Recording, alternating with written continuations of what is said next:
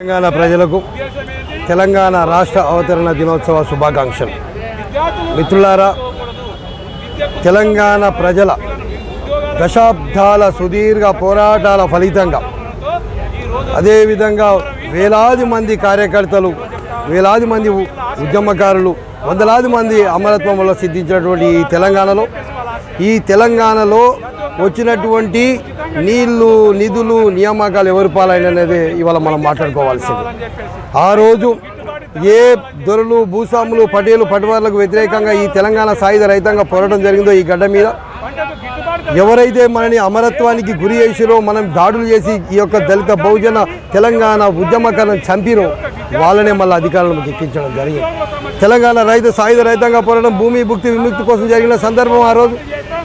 ఆ ఉద్యమం పూర్తిగా దొరలు, పటేలు, భూస్వాములకు వ్యతిరేకంగా జరిగిన ఉద్యమం. దాని తర్వాత తొలిదేశ ఉద్యమం 1969లో మొదలైన ఉద్యమంలో 369 మంది చనిపోయింది కూడా తెలంగాణ కోసమే. మలిదేశ ఉద్యమం 2001లో స్టార్ట్ అయినప్పుడు అదొక రాజకీయమైనటువంటి వేదిక నిర్మాణమై ఆ రోజు ఉద్యమం ప్రస్థానంలో అనేక మంది కవులు, కళాకారులు ఉద్యమం చేయడం జరిగింది ఈ సందర్భంలో. ఎందుకంటే చిన్న రాష్ట్రాలు వస్తే దళిత బీసీలకు రాజ్యాధికారం వస్తుంది, సంపదలో వాటా దొరుకుతుంది, సమాన అవకాశాలు లభిస్తాయని అనుకున్నాం మేము. కానీ తెలంగాణ వచ్చిన తర్వాత ఏమైంది? 2014 కంటే ముందు తెలంగాణ ప్రాంతానికి సంబంధించినటువంటి బీసీ ఎమ్మెల్యే 23 మంది ఉండే.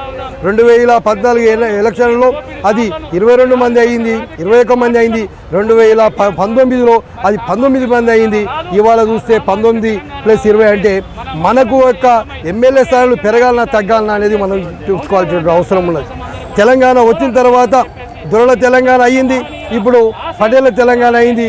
దాంట్లో 43 మంది ఎమ్మెల్యేలు వాళ్ళే ఉన్నారు, కార్పొరేషన్ చైర్మన్లు వాళ్ళే ఉన్నారు, ఈరోజు ముఖ్యమంత్రి వాళ్ళే ఉన్నారు. ఏ సీమాంధ్రులకు వ్యతిరేకంగా మనం పోరాటం చేసినామో, ఏ సీమాంధ్రులు అయితే సీమాంధ్ర ఆధిపత్య దోపిడీ వర్గాల మీద పోరాటం చేసినాం కానీ సీమాంధ్ర ప్రజల మీద కాదు. ఈరోజు అదే సీమాంధ్ర దోపిడీ వర్గ నాయకులు, నైజాం గారి నాయకులు ఈరోజు మళ్ళీ ఈ తెలంగాణ రాష్ట్రంలో రేవంత్ రెడ్డిని పెట్టుకొని రాజకీయంగా స్థిరపడాలని చూస్తున్నారు. మా మీద రాజకీయ పెత్తనం చేస్తేనే తరిమి కొట్టినాం. ఈరోజు రేవంత్ రెడ్డినో, ఇంకా టీడీపీ పార్టీలో, జనసేన పార్టీలో, బీఆర్ఎస్ పార్టీలో, బీజేపీ పార్టీలో అండగా చూసుకొని వచ్చి ఇక్కడ తెలంగాణ ఉద్యమకారులని మీద దాడులు చేస్తామంటే మటుకు మేము ఊరుకోమని హెచ్చరిస్తూ ఉన్నాం. మిత్రులారా, మేము ఒకటే తెలియజేస్తూ ఉన్నాం, తెలంగాణలో మీరు పార్టీలు పెట్టాలనుకుంటే, తెలంగాణలో సాయం చేయాలనుకుంటే తెలంగాణలో మిగిలిన బీసీ ఉద్యమము. ఈ జనసేన పార్టీ పవన్ కళ్యాణ్ గారు మీరు సాయం చేస్తే బీసీ ఉద్యమానికి సాయం చేయాల్సినటువంటి అవసరం ఉన్నది. బీసీలు 62% తెలంగాణలో ఉంటే 79 సంవత్సరాలుగా బీసీలకు ఎలాంటి రాజకీయ ప్రాతినిధ్యం లేదు, చట్టసభలో బీసీ లేరు. నేను హక్కుల కోసం వచ్చినని మా పవన్ కళ్యాణ్ అన్న అంటాడు. పవన్ కళ్యాణ్ అన్న, మీరు సామాజిక తెలంగాణ అన్నారు కదా, అదే సామాజిక తెలంగాణ ఉద్యమం చిరంజీవి సార్ గారి ఆధ్వర్యంలో, బాలగొండి బాలరాజు గౌడ్ గారి ఆధ్వర్యంలో ఉద్యమం జరుగుతుంది, పార్టీగా అవతరించబోతుంది. మీ సహాయాన్ని మాకు అందించండి.